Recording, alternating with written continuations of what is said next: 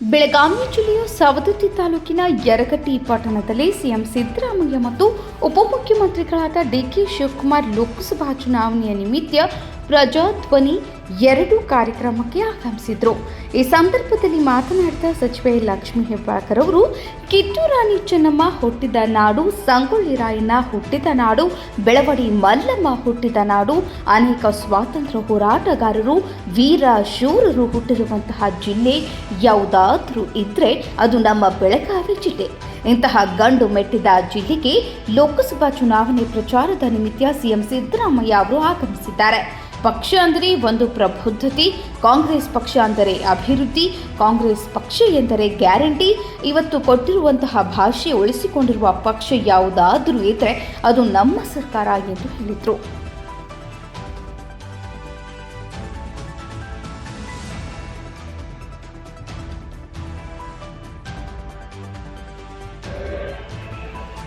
ನಮ್ಮ ಪಕ್ಷದ ಕಾರ್ಯಾಧ್ಯಕ್ಷರಾಗಿದ್ದಂಥ ನಮ್ಮ ಶಾಸಕರಾದಂಥ ವೈದ್ಯರವರಿಗೆ ತಾವು ಅತಿ ಹೆಚ್ಚು ಮತದಿಂದ ಆಯ್ಕೆ ಮಾಡಿ ಆಶೀರ್ವಾದ ಮಾಡೋದಕ್ಕೆ ಕಾಂಗ್ರೆಸ್ ಪಕ್ಷದ ಅಧ್ಯಕ್ಷನಾಗಿ ನಿಮ್ಮೆಲ್ಲರೂ ಕೂಡ 1 ಕೋಟಿ ನಮಸ್ಕಾರಗಳು, ಅಭಿನಂದನೆ ಮಾಡಿ. 26 ಇರುವಂಥ ಸರ್ಕಾರವನ್ನು ರಚನೆ ಮಾಡಿ ನಮಗೆ ಒಂದು ದೊಡ್ಡ ಶಕ್ತಿಯನ್ನು ತುಂಬಿದರು.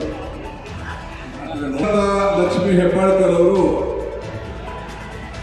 ಹೊರಗಡೆಯವರು ಬೇಕಾ ಒಳಗಡೆಯವರು ಬೇಕಾ ಅಂತ ಕೇಳ್ತಾ ಇದ್ದಾರೆ.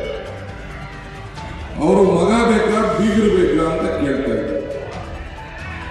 ಆಯ್ಕೆ ನಿಮ್ಮದು, ತೀರ್ಮಾನ ನಿಮ್ಮದು, ನಿಮ್ಮ ಹಸ್ತದಲ್ಲಿ ನಿಮ್ಮ ಜವಾಬ್ದಾರಿ ಇವತ್ತು ಇದೆ. ಒಂದು ಮಾತು ಹೇಳಿದ್ರು, ಅವರ ಸಾಧನೆ ಏನು ಅಂತ ಅನೇಕ ಸಾಧನೆಗಳನ್ನ ಹೇಳ್ತಾ ಇದ್ದಾರೆ. ನಾನು ನಿಮ್ಗೆ ಹೇಳ್ತಾ ಇದ್ದೀನಿ, ಕಳೆದ 3 ವರ್ಷ ನಾವೆಲ್ಲ ಕೊರೋನಾದಲ್ಲಿ ನಾವು ತತ್ತರಿಸ್ತಾ ಇಲ್ಲ ಬಿಡಿ. ಅವರು ನಮಗೆ ಏನು ಕೊಟ್ಟರು ಏನು ಬಿಟ್ಟರು ಬೇರೆ ವಿಚಾರ. ಮಾದಾಯಿ ವಿಚಾರದಲ್ಲಿ ನಮಗೆ ಅನುಮತಿ ಕೊಡೋಕ್ಕಾಗಲಿಲ್ಲ. ಕಾಂಗ್ರೆಸ್ ಪಕ್ಷಕ್ಕೆ ಬಂದು 3 ತಿಂಗಳಲ್ಲೇ ಟಿಕೆಟ್ ತಗೊಂಡು MLC ಆಗಿ ಸೋತು MLC ಆಗಿ ವಾಪಸ್ ಬಿಜೆಪಿಗೆ ಹೋಗಿದ್ದು ಬಂದು. 2ನೇ ಸಾಧನೆ, ಹಿಂದೆ ಈ ಕ್ಷೇತ್ರದಲ್ಲಿ ಸುರೇಶ್ ಹೆಗ್ಡೆ ಅಂತೇಳಿ ನಿಮ್ಮ MP ಇತ್ತು, ನೆನಪಿದೆಯಾ? ಕೇಂದ್ರ ಸರ್ಕಾರದ ಮಂತ್ರಿ ಆಗಿದ್ದರು, ಭಾರತ ಸರ್ಕಾರದ ಮಂತ್ರಿ. ಅವ್ರು ಸತ್ತಾಗ ಅದು ಭಗವಂತನ ಲೀಲೆ. ನಿಮ್ಮ ಕೈಲಿ ಯಾರ ಕೈಲೂ ನಮ್ಮ ಕೈಲಿ ಯಾರೂ ಇರಲಿಲ್ಲ. ಕೋವಿಡ್ ಸಂದರ್ಭದಲ್ಲಿ ಅವರು ತೀರ್ಕೊಂಡ್ರು. ಒಬ್ಬ ಅಂತಿಮ ಸರ್ಕಾರಕ್ಕೆ, ಒಬ್ಬ ಕೇಂದ್ರ ಮಂತ್ರಿಗೆ, ಈ ಭಾಗದ ಸಂಸತ್ ಸದಸ್ಯರಿಗೆ, ಅವರ ಬೀಗರಿಗೆ, ಯಾರ ಬೀಗರು?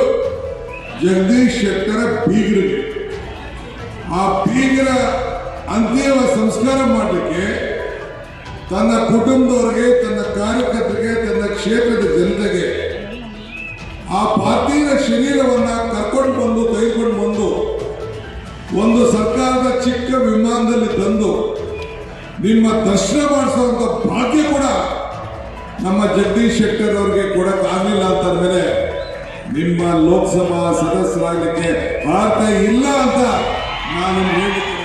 ಕ್ಷೇತ್ರದ ಚುನಾವಣೆ ಬಗ್ಗೆ ಅನೇಕ ವಿಚಾರಗಳನ್ನ ಪ್ರಸ್ತಾಪ ಮಾಡಿದ್ದಾರೆ. ಇವತ್ತು ನೀವೆಲ್ಲರೂ ಕೂಡ ವಿಚಾರ ಮಾಡಬೇಕಾಗಿರ್ತಕ್ಕಂಥದ್ದು, ಸ್ಥಳೀಯ ಅಭ್ಯರ್ಥಿ ಬೇಕಾ ಹೊರಗಿನ ಅಭ್ಯರ್ಥಿ ಬೇಕಾ ಅಂತೇಳಿ ತೀರ್ಮಾನ. ನಮ್ಮ ಕಾಂಗ್ರೆಸ್ಸಿನ ಅಭ್ಯರ್ಥಿ ಬೆಳಗಾವಿ ಕ್ಷೇತ್ರದ ಲಕ್ಷ್ಮೀ ಹೆಬ್ಬಾಳ್ಕರ್ ಅವರ ಮಗ.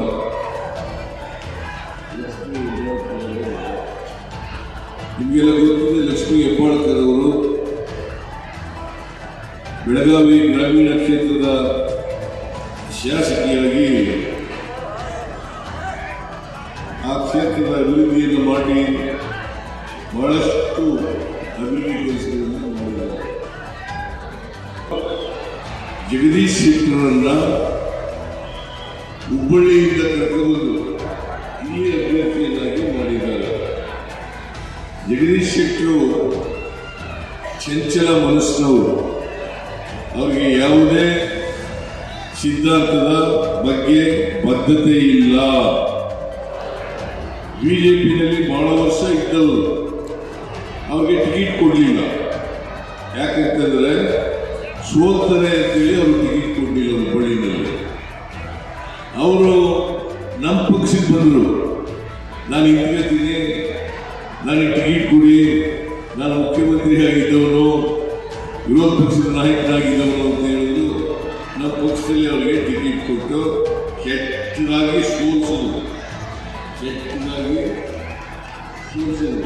ಹುಬ್ಬಳ್ಳಿ ಕ್ಷೇತ್ರದಲ್ಲಿ. ಈಗ ಇಲ್ಲಿ ಮಂಗಳ ಸುರೇಶ್ ಅಂಗಡಿ ಉಪಚುನಾವಣೆಯಲ್ಲಿ ಗೆದ್ದಿದ್ದರು. ಅದು ಕೆಲವೇ ಮತಗಳ ಅಂತರದಿಂದ ಗೆದ್ದಿದ್ದರು. ಕೆಲವೇ ಮತಗಳ ಅಂತರದಿಂದ ಸುಮಾರು 4,000 ಮತಗಳ ಅಂತರದಿಂದ ಸತೀಶ್ ಜಾರಕಿಹೊಳಿ ಅವರ ವಿರುದ್ಧವಾಗಿ ಗೆದ್ದಿದ್ದರು. ಅದು ಸಿಂಪತಿ ಮೇಲೆ ಅವರಿಗೆ ಓಟ್ ಹಾಕಿದ್ರು. ಹಾಗಾಗಿ ಅವರು ಗೆಲ್ಲಲಿಕ್ಕೆ ಸಾಧ್ಯ ಆಯಿತು. ಈಗ ಮಂಗಳ ಸುರೇಶ್ ಅಂಗಡಿಯವರನ್ನ ಬದಲಾವಣೆ ಮಾಡಿ ಜಗದೀಶ್ ಶೆಟ್ಟರ್ ಅವರಿಗೆ ಟಿಕೆಟ್ ಅನ್ನು ಕೊಟ್ಟಿದ್ದಾರೆ.